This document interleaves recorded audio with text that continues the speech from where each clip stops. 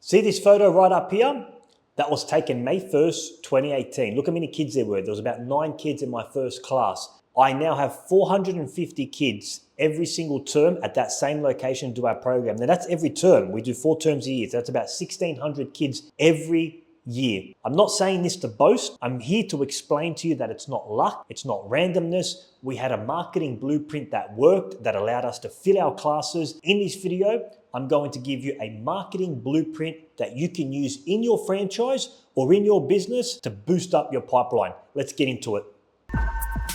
Hey everyone, welcome to Courtside Conversations. My name's Emile, founder and owner of Little Boomers Basketball, and it's a pleasure to be your host today.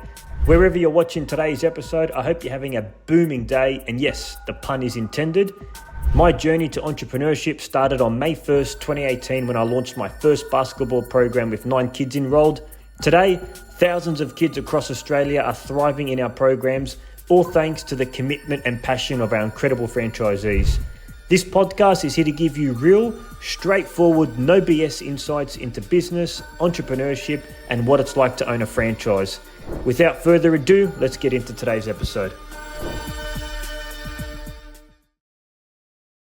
Now, before I get into my 3 key points, the last one's going to be the most important one. There's 2 myths that I need to debunk right now. They're actually limiting beliefs that you have about marketing. And I see this all the time with our franchisees, and it's something that we're correcting on an ongoing basis. The first limiting belief is people view marketing as an expense, not an investment.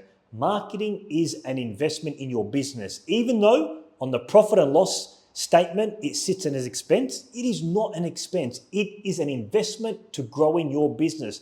But unfortunately, when times are tough, and budget cuts have to happen. You know what the first item is to be cut? It's marketing. But that's so counterintuitive. If times are tough, right, and business isn't coming, or leads aren't coming, or sales aren't coming, why would you cut the one thing that can potentially get you going? Like, why would you cut the pipeline, the one thing that can bring in more business? It's counterintuitive, right? I would cut payroll. I would run a more lean operation. I might remove software I don't need, but don't cut marketing. So I want you to view marketing as an investment, not as an expense. And the second limiting belief that I see about marketing, or people, how they view marketing, especially with some of our franchisees, they invest $1 and they want to squeeze that dollar and get so much of a return. I put $1 into the business, I want to see $100 back. Guys, that's not how marketing works. Marketing is a long-term investment. I'll give you an example. Let's say you spend, $10,000 on a Facebook campaign and you get 0 leads, right? Or nothing. But let's say in 2 years' time, somebody saw that Facebook campaign, they didn't take action, but in 2 years' time, it's a better time for them. They decided to buy from you. And when you said, hey, how did you hear about us? 2 years ago, I saw an ad, but it just wasn't the right time. And now I'm ready to make that move. You can't measure that return on investment. It's been 2 years. So just remember, don't squeeze every dollar out. You got to give marketing time. It's an investment to your brand. Let's get into the 3 key points. Stick around for the last one. It's the most important one. Point number 1, no blueprint can fix a poor product or service. I got to make that disclaimer nice and early. If you are not exceeding customers' expectations. See that word I said? I didn't say meeting, right? Meeting is just average. I said exceeding. If you are not exceeding customers' expectations, don't do marketing, right? Because all you're going to do, like a revolving door, you're going to spend money like gasoline on marketing. Customer comes in and your churn rate is pretty much how much customers you're losing in a set period of time or per week. Your churn rate's just going to go up. So every person that comes in the door, like a revolving door, is going to come right out. So like, for example, let's say, because I'm in the coaching business with coaching kids, let's say I'm investing thousands of dollars on marketing and parents are signing up for my program. And then when they arrive on the court, right, it's an average class. The coaches are late. They're not running good skills. They're not following the session plan. They're walking and dragging their feet. Do you think the parents are going to come back to my program?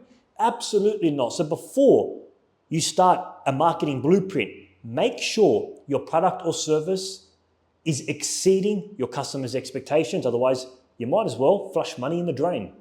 Point number 2, don't kill the golden goose or don't sell the golden goose. Emile, what the heck are you talking about? I want to give you an example. When I started my business in May 1st, 2018, this might sound weird to you. I didn't take a profit out of the company for the first 2 years. I didn't pay myself a wage and I didn't take any profit out of the business. What I did, I had a very low lifestyle. Every profit I made, I reinvested back into marketing, which I'm going to show you in a bit. Advertisements, digital ads, Facebook ads, Google ads, school newsletters. I invested every dollar in profit. I didn't take anything out for the first 2 years. But you know what I see a lot of business owners do?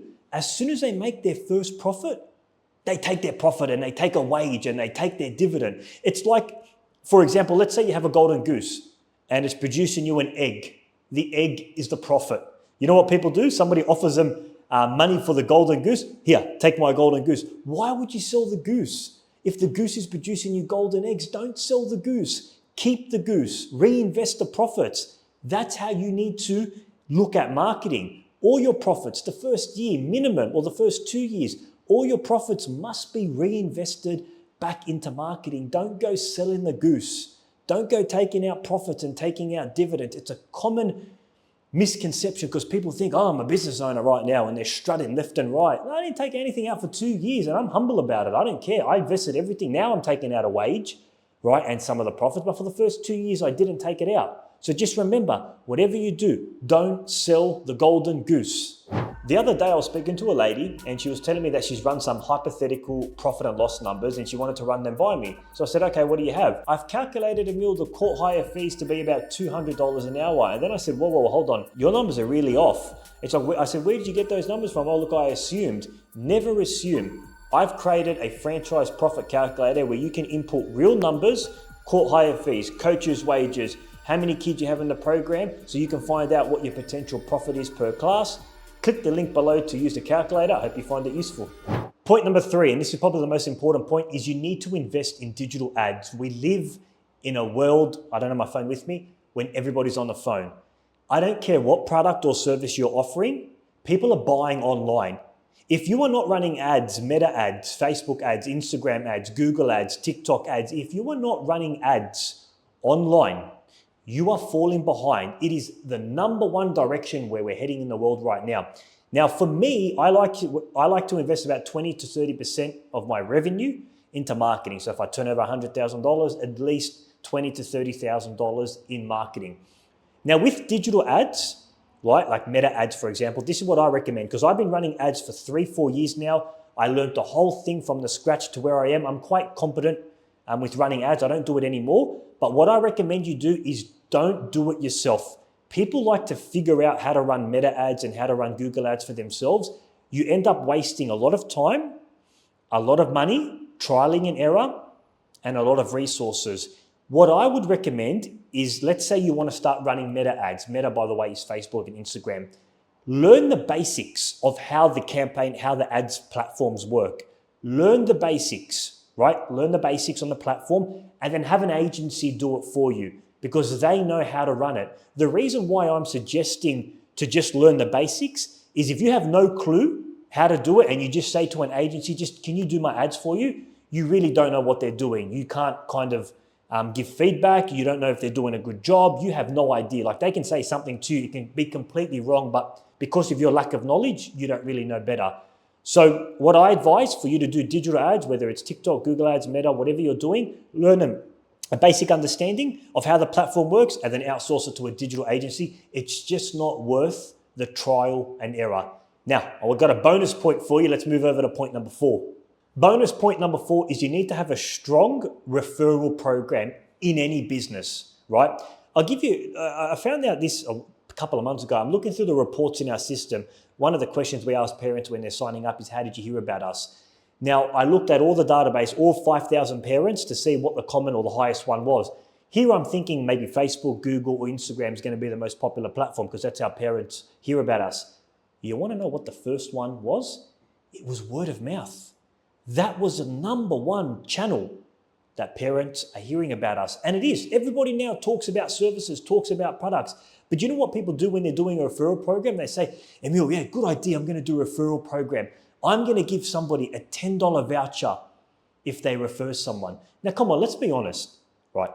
Do you think a $10 voucher, a $5 voucher, a $20 voucher, do you think that's going to drive such an emotional response for someone to get their phone out and text 10 different friends of this awesome $5 discount? No, it's not. But that's how people run their referral program. They give something so insignificant, right? It's not going to do anything.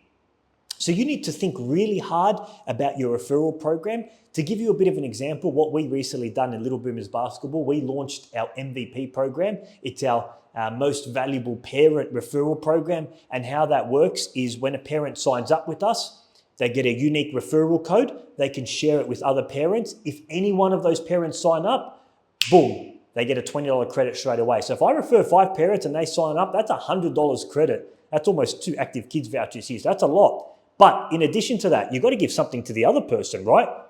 The other person gets $10 off their second order. So $20 for the person referred, $10 off their second order. But here's the beautiful thing about it. What we did was we wanted to gamify the experience with the leadership board.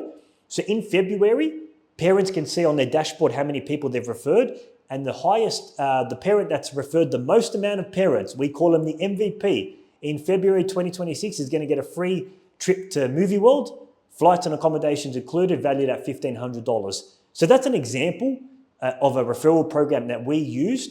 But if you want to blow up your business, right, because we've got 450 enrollments in my location, you should be viewing those 450 members as little mini marketers that can go take out the word to other people. But if you've got a crap referral program at $10, an extra slice of pizza, $5, it's not going to move the needle in your business. So craft a really strong referral program.